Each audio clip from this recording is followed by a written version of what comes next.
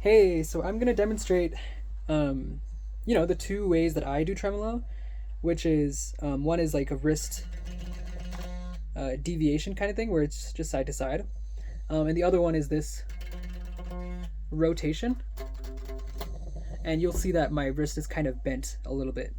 Um, so to explain these motions, there are several strong axes of wrist motion that are aligned with the flexor and extensor tendons in the forearm, right?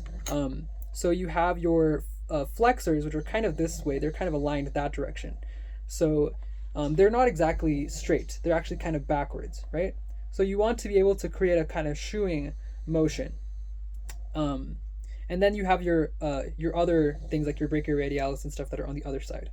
Um, so those kind of flexor tendons, FDP, FDS muscles, those are very useful. So kind of rotating your wrist outwards and getting that riff kind of feeling.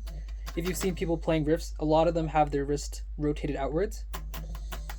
That's the reason why they do that, because of these axes of motion.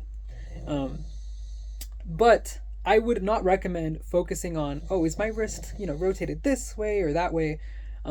Rather, just focus on finding strong tonal cues or motion cues that will allow you to flex your wrist in a certain way. So for me, that was I started strumming, and then I kind of focused on bringing my palm down, right? Bringing my palm and anchoring it to the bridge. And I was able to get a very nice relaxed motion. And another way that I was able to develop this side to side deviation was I literally just brought my hand down and then just clenched at the end.